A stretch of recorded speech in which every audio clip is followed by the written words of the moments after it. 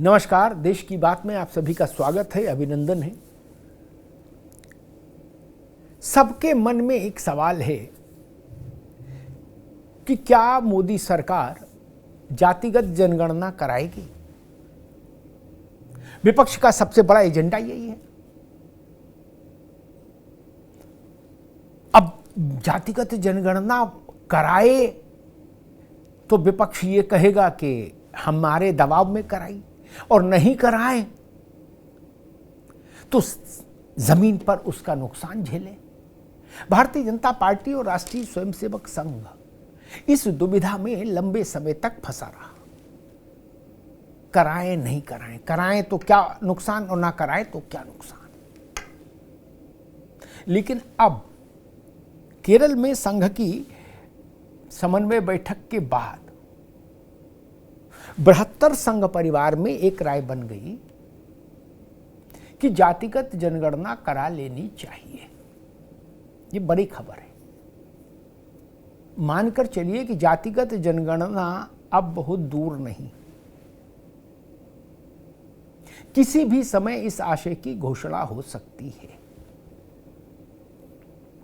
अब अचानक से ऐसा क्या हुआ कि भारतीय जनता पार्टी और संघ इस बात पर राजी हो गए कि नहीं, जातिगत जनगणना करा लो। उसके पीछे की कहानी ये है कि संघ को ये समझ आ गया कि अगर जातिगत जनगणना को टाला गया और लंबे समय तक, तो उसका जो साइड इफेक्ट होगा वो भारतीय जनता पार्टी को राजनीतिक तौर पर भारी नुकसान पहुंचा देगा। क्योंकि फिर संपूर्ण विपक्ष इसी को प्रमुख मुद्दा बनाए रहेगा, 27 के उत्तर प्रदेश के चुनाव में भी और 29 के देश के आम चुनाव के लिए भी। यह अलग बात है कि भाजपा और संघ और उसके आनुषंगिक संगठन ये मानते हैं आज भी वैचारिक तौर पर कि जातिगत जनगणना ठीक नहीं है, उससे समाज में बिखराव होगा, टकराव होगा, बंटवारा होगा। लेकिन अब विपक्ष ने उस मुद्दे को जहां तक पहुंचा दिया है, वहां से अब अगर भारतीय जनता पार्टी उस मुद्दे की उपेक्षा करेगी तो उसके हाथ में नुकसान के सिवा कुछ नहीं आएगा। समाज में टकराव होगा, बिखराव होगा, क्या स्थिति बनेगी नहीं बनेगी, ये तो भविष्य की बातें हैं। लेकिन इस पर सब एक राय है कि जातिगत जनगणना को रोका तो नुकसान 100% तय है। बाकी सब उसके जो जातिगत जनगणना कराने के जो नुकसान है वो संभावित है, लेकिन इसका न कराने का नुकसान तो तय है। तो संभावित नुकसानों के चलते तय नुकसान को स्वीकार नहीं किया जाता राजनीति में। इसलिए भारतीय जनता पार्टी ने और उसको संघ ने भी ये समझाइश दी कि यही समय है, सही समय है, करा लीजिए जातिगत जनगणना। 29 के चुनाव में जाने से पहले ये मुद्दा खत्म हो जाना चाहिए जातिगत जनगणना का। और फिर भाजपा इसका क्रेडिट ले कि हमने कराई। विपक्ष को कहने दीजिए कि हमारे दबाव में हुई, लेकिन भाजपा भी तो ये बोल पाएगी कि हमने की, हमने कराई। अंग्रेजों के बाद 1931 के बाद नरेंद्र मोदी ने जातिगत जनगणना कराई और उसके आंकड़े जाहिर करिए, सार्वजनिक करिए, तो देश की राजनीति उससे बदलेगी। ठीक बात है। समाज में एक कंपन आएगा, ये भी ठीक है। लेकिन कई बार सियासत में आप ऐसे चौराहे पर आकर खड़े हो जाते हैं कि जहां से वापसी का कोई रास्ता नहीं होता, आपको आगे ही जाना होगा। जातिगत जनगणना पर भाजपा वहीं पर आकर फंस गई थी, वहीं पर आकर खड़ी हो गई थी। संघ ने अपनी समन्वय समिति की बैठक में इस पर बड़ा चिंतन किया, विस्तार से चिंतन किया, और उसके बाद संघ ने यह राय सार्वजनिक की कि अगर कराना जरूरी है लोकहित के लिए तो कराया जाना चाहिए जातिगत जनगणना को। लोकहित इन्वर्टेड कॉमा में भाजपा यही कहेगी, लेकिन जात की गिनती हो जाएगी, ये लगभग तय मानिए। शुरुआती दौर याद करिए, भारतीय जनता पार्टी और आरएसएस और उसके संगठनों का कितना स्पष्ट विरोध था, स्पष्ट नकार था कि नहीं। और इसमें एक आम राय बनाने में एक बिहार का प्रसंग भी काम आया, संघ और भाजपा दोनों में। बिहार में जब नीतीश कुमार और लालू यादव एक ही थे और तेजस्वी वहाँ डिप्टी सीएम थे नीतीश बाबू की सरकार में, गठबंधन चल रहा था, उस वक्त जब सरकार ने जातियों की गिनती वाला सर्वे कराने का फैसला किया था, तो उस फैसले के साथ भारतीय जनता पार्टी भी खड़ी हुई थी। यानी बिहार में जात की गिनती के फैसले में भाजपा साथ थी, भाजपा ने वहां विरोध थोड़ा ना किया था। नीतीश जब दिल्ली आए थे प्रधानमंत्री से मिलने, तो उनके साथ तेजस्वी थे और भाजपा के नेता भी थे, कांग्रेस के भी नेता थे। यानी बिहार में जात गिनो अभियान, सरकारी अभियान को सर्वदलीय समर्थन हासिल था, सर्वदलीय समर्थन। उसमें आरजेडी भी थी, जेडीयू भी थी, कांग्रेस भी थी, भारतीय जनता पार्टी भी थी। तो भाजपा के भीतर एक वर्ग ने इस बात को बड़ी दृढ़ता से उठाया कि जब बिहार में हमने गिनती कराने में हामी दी, तो प्रदेश भर में करा लीजिए, उससे नुकसान क्यों उठा रहे हैं हम लोग? क्या ऐसा मैसेज जा रहा है कि हम पिछड़ों के खिलाफ हैं, हम दलितों के खिलाफ हैं, हम सामाजिक न्याय की लड़ाई के विरुद्ध हैं? ताकि ये जो नैरेटिव है, इस नैरेटिव को खत्म किया जाए लोकसभा चुनाव से पहले। 27 का उत्तर प्रदेश का चुनाव और 29 का लोकसभा का चुनाव, दोनों पर भाजपा की नजर है तीखी, शार्प फोकस है। 29 से पहले कुछ बड़े काम हो जाने हैं।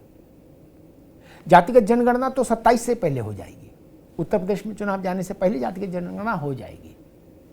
और उसके बाद 29 के चुनाव में जाने से पहले नया परिसीमन हो चुका होगा लोकसभा का, वो भी बहुत बड़ी परिघटना होगी, ध्यान रखिएगा।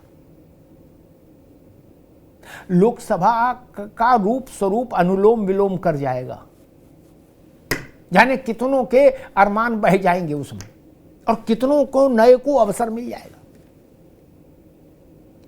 850 के आसपास की संख्या होगी संभवतः परिसीमन के बाद लोकसभा की, ऐसा संकेत है। और उसी में देश के इतिहास में पहली बार लोकसभा में महिलाओं के लिए 33% आरक्षण भी लागू हो जाएगा। वो भी एक बहुत बड़ा क्रांतिकारी कदम होगा।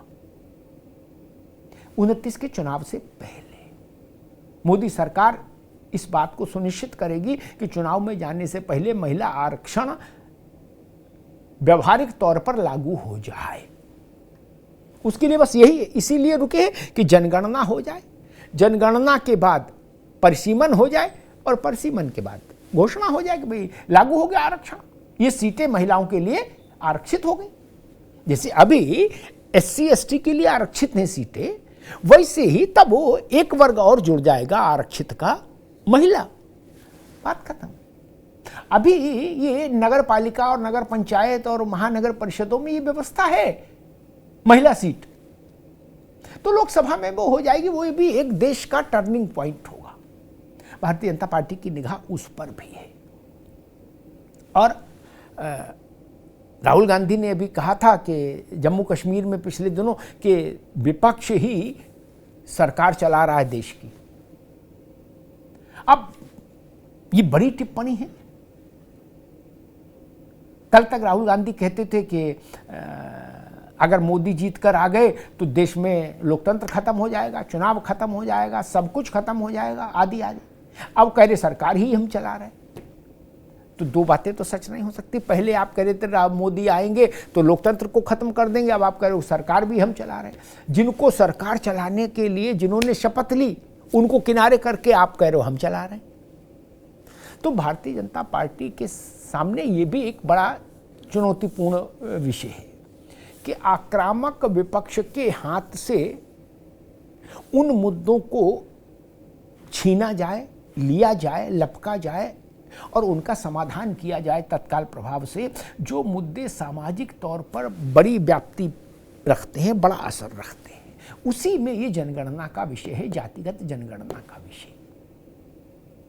आरक्षण और जातिगत जनगणना, ये दो विषय, भारतीय जनता पार्टी इस बात को लेके बिल्कुल एक राय है कि ये दो विषय सबसे संवेदनशील विषय हैं, इनके आगे कोई विषय नहीं ठहरेगा। आरक्षण और ये जातिगत जनगणना। 2024 के लोकसभा चुनाव की समीक्षा में भाजपा ने इस बात को पाया कि इन्हीं दो मुद्दों ने सबसे ज्यादा उसको नुकसान पहुंचाया ग्राउंड जीरो पर। इसको आप एक शब्द देना चाहें तो सामाजिक न्याय दे सकते हैं, सोशल जस्टिस का जो मसला है, या दलित पिछड़ों का जो मसला है। अब इसमें एक बात हो सकती है कि अब वो देखना होगा कि भारतीय जनता पार्टी उतना साहस दिखाती है, उतना जोखिम उठाती है कि नहीं, कि जातिगत जनगणना ठीक है, लेकिन साथ में रोहिणी कमीशन की रिपोर्ट भी लागू कर दे सरकार। तो अगर रोहिणी कमीशन की रिपोर्ट भी लागू हो गई तो वो भी देश के लिए एक क्रांतिकारी कदम होगा। रोहिणी कमीशन की रिपोर्ट में क्या है, एक लाइन में बता देता हूं।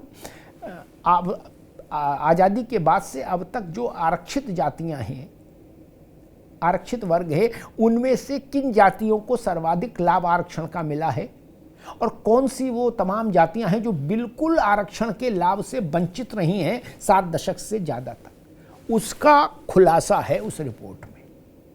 और फिर उसने समाधान बताए हैं कि वर्गीकरण होना चाहिए। अब ये वैसा ही है कि पिछड़ों के आरक्षण में quota within the quota, जैसा दलित और आदिवासियों के आरक्षण के लिए सुप्रीम कोर्ट ने सुझाया था, लेकिन भारतीय जनता पार्टी उसको लेके जो राजनीतिक विरोध हुआ उससे ठिठक गई और उसने फैसला किया कि नहीं, हमारी सरकार SC ST के रिजर्वेशन में कोटा विद इन कोटा को लागू नहीं करेगी।